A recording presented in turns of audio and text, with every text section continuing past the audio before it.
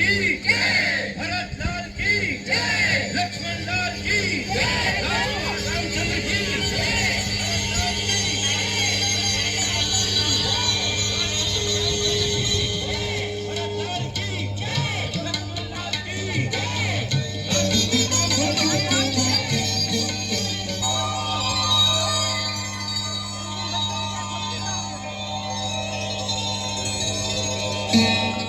मैं आपका पुत्र राम अपने भाइयों सहित अपने आप को आपकी सेवा में समर्पित करता हूं। आपकी आज्ञा का पालन करना आजीवन हमारा धर्म रहेगा। भगवान तुम्हें दीर्घायु प्रदान करे और सदा सुखी रखे। गुरुदेव, आपकी कृपा से आज मेरे चारों मनोरथ सफल हो गए। था नरेश, तुमने नन्हे अबोध बालक हमें सौंपे थे। आज उन्हें पूर्ण पुरुष बनाकर वेद वेदांत, धर्मशास्त्र, समाजशास्त्र, अर्थशास्त्र, राजनीति, समस्त विद्याओं में पारंगत बनाकर हम तुम्हें सौंपते। क्षमा कीजिए गुरुदेव, हम सब और अधिक प्रतीक्षा ना कर सकी। हम आपके दोषी हैं महारानी। देवी अरुंधति ने हमसे कहा था कि कुमारों को पहले माताओं के पास ले जाना, किंतु राजकीय शिष्टाचारों में हम भूल गए। हमें क्षमा करना। अब आपकी अमानत आपके हवाले करता हूं। एक वनवासी ने इनसे बड़ी कठोर तपस्या कराई। अब इन्हें अपने आंचल की शीतल छाया में समेट लो। राम, मां का स्थान ईश्वर और गुरु से भी ऊंचा होता है। जो भक्तिभाव से मां के चरणों की सेवा करता है, देवता भी उसकी पूजा करते हैं। जिन चरणों में कई स्वर्ग समाये हैं, उन मात्र चरणों की वंदना करो राम।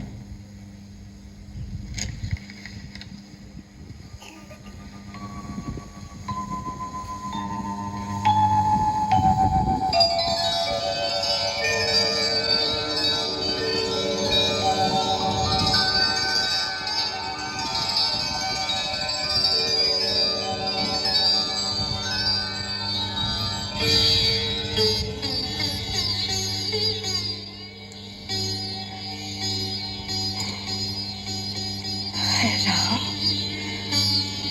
मेरा राम।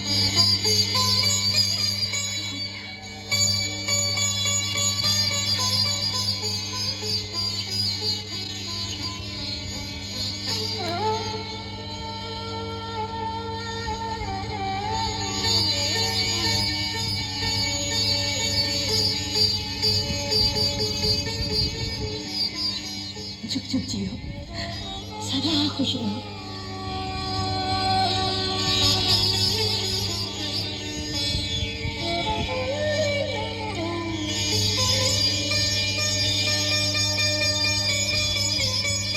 करो, उनसे मिलने हम वहीं आएंगे। हमें ये जानकर प्रसन्नता हुई कि महाराज जनक अपनी पुत्री राजकुमारी सीता का स्वयंवर रचा रहे हैं। मुनिवर, आपके आशीर्वाद से उनका यह शुभ कार्य निर्विघ्न संपन्न हो, उसके लिए महाराज ने आपसे विशेष प्रार्थना के लिए इस दास को भेजा है। हम विदेहराज जनक का आमंत्रण पाकर बहुत प्रसन्न हुए। महाराज को हमारा आशीर्वाद। उन्हें कहना कि हम अवश्य आएंगे।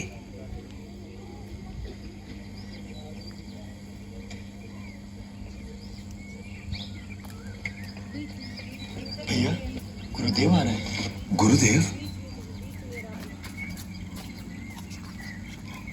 प्रणाम गुरुदेव। पधारिए। बैठो वत्स।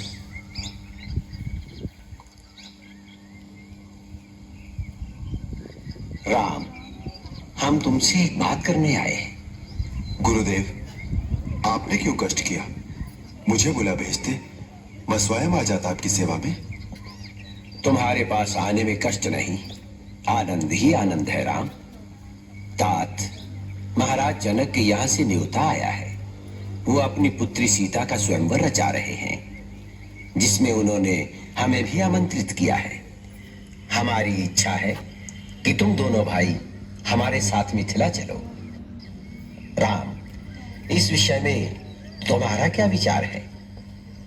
गुरुवर्य, आपकी आज्ञा के सामने किसी अन्य विचार का स्थान ही कहाँ है?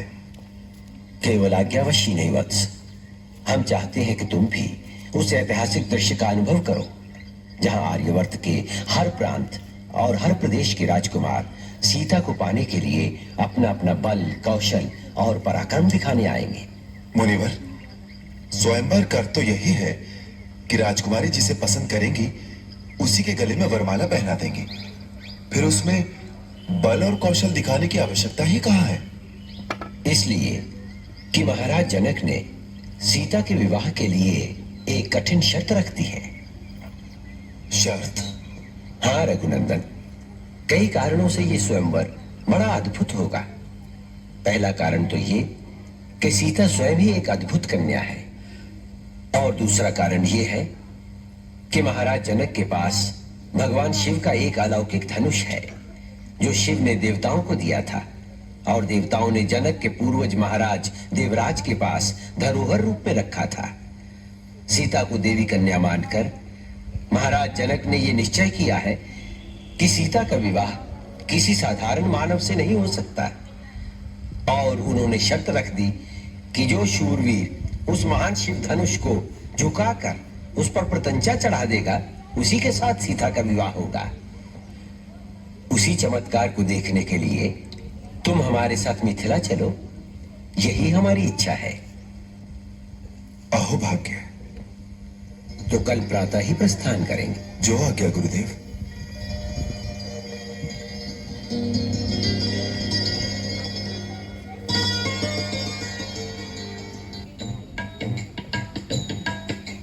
चले राम लक्ष्मण मुनि संगा, चले राम लक्ष्मण मुनि संगा, गए जहां जग पावनी गंगा, गए जहां।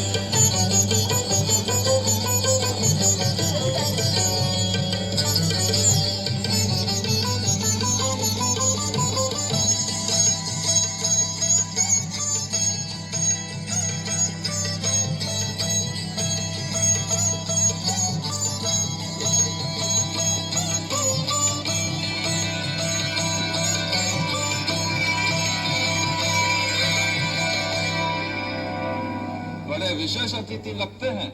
ऐसा लगता है कि सीता की विवाह की बात इनसे पहले से ही पक्की हो चुकी है। तो क्या हमने रात में बुलाया है? लगता तो ऐसा ही है, क्योंकि महाराज जनक स्वयं उनका स्वागत कर रहे हैं। उन बालकों का नहीं, महर्षि विश्वामित्र का स्वागत कर रहे हैं। ये बालक तो यूं ही तमाशा देखने आए हैं। तुम क्या समझते हो, ये दूध मुहे बच्चे शिव का धनुष तोड़ेंगे? हम समस्त गुरुजन और देश देश से आए हुए राजा और राजकुमारों का स्वागत करते हैं। हमारे निमंत्रण का मान रखकर आप सब मिथिला पधारे हैं। आप सबको हमारा अभिवंदन।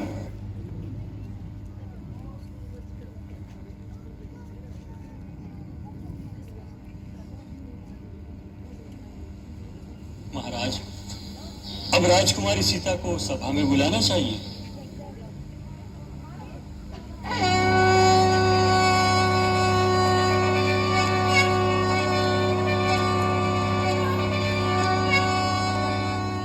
जानी सो अवसर सिए तब,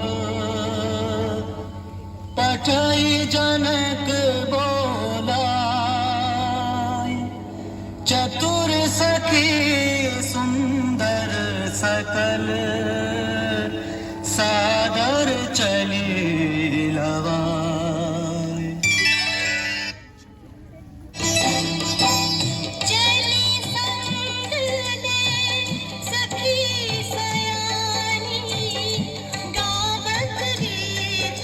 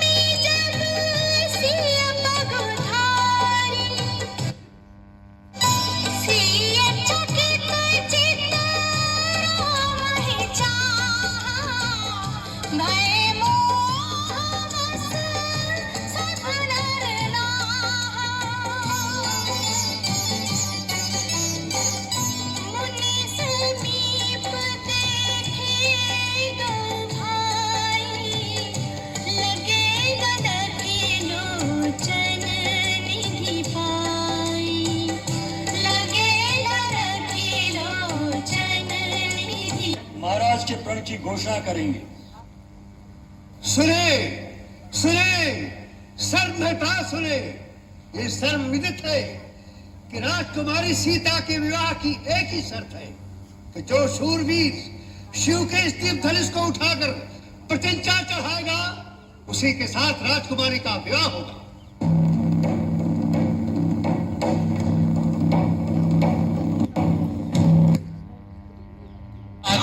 शिव धनु धरनी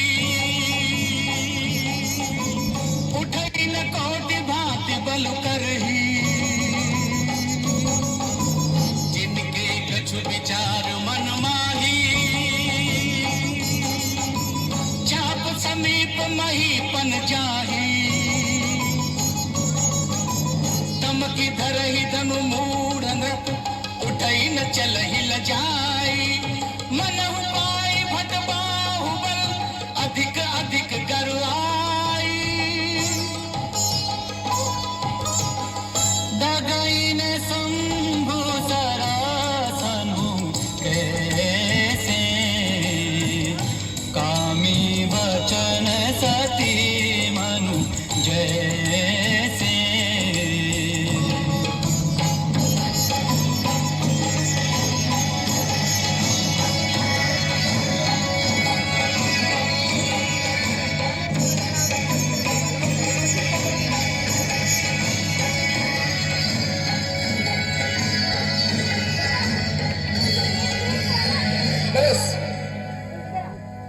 बहुत हुआ, अब और उपवास न हो तो अच्छा है।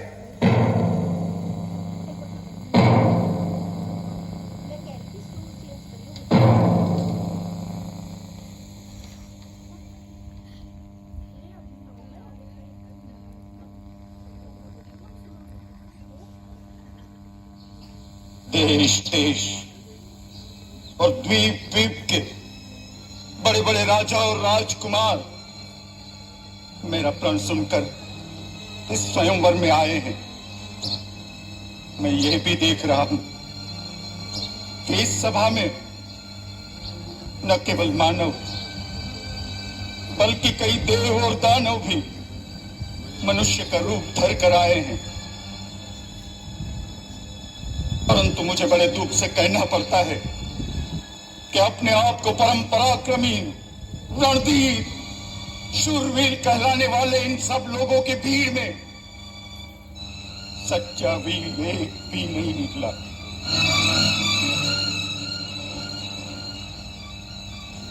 सीता जैसी दिव्य पत्नी, महान यश, अनुपम कीर्ति एक साथ पाने के लिए मैंने केवल बल और पराक्रम का शुल्क रखा था, परंतु इन शूरवीरों में से किसी ने भी उस मूल्य को चुकाने की क्षमता नहीं दिखाई।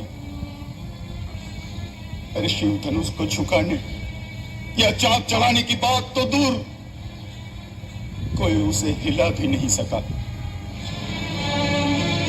अगर मुझे यह पता होता तो मैं ऐसा प्रण ठान कर अपनी जग बसाई न कराता। आज मेरे दुख, मेरी निराशा का कोई पारावार नहीं।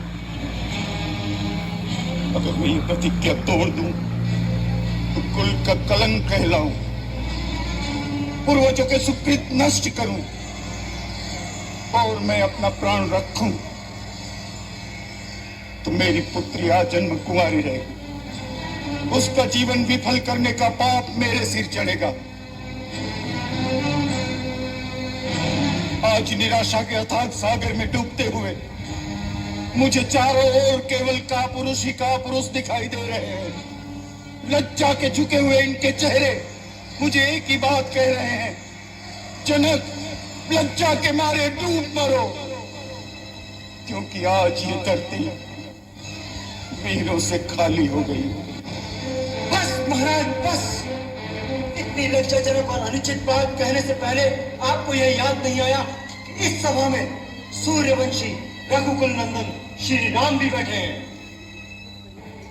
महाराज जनक, जिस सभा में रघुवंशियों में से एक भी बैठा हो, उस सभा में इस तरह की बात करने का कोई साहस भी नहीं करता।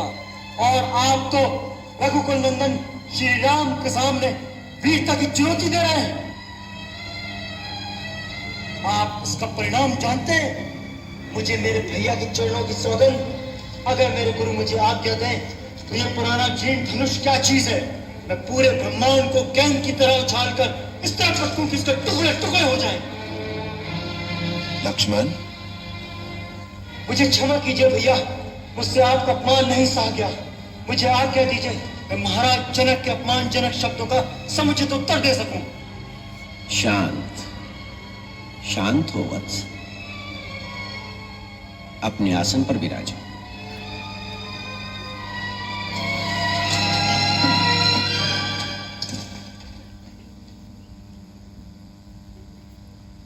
किसी का अपमान करने का मेरा विचार नहीं। घोर निराशा के कारण यह उद्गार फूट पड़े। यदि किसी की अवहेलना हुई हो तो वो मुझे क्षमा करें।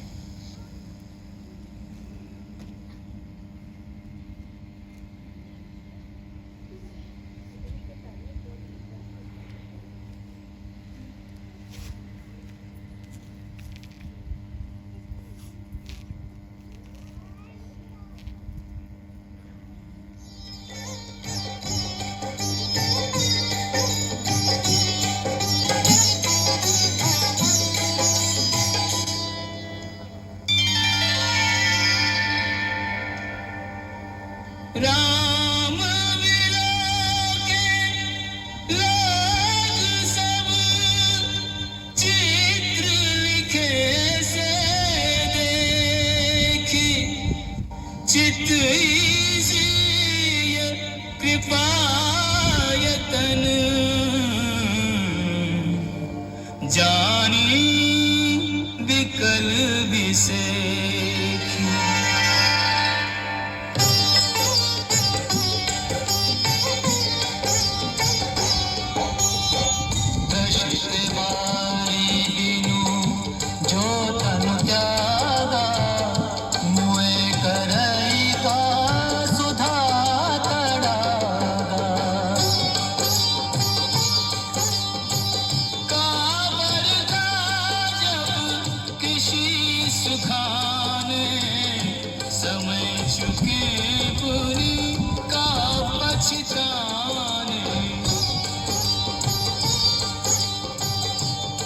जिए जाने की देखी, प्रभु कुल के लखी प्रीति विसेखी।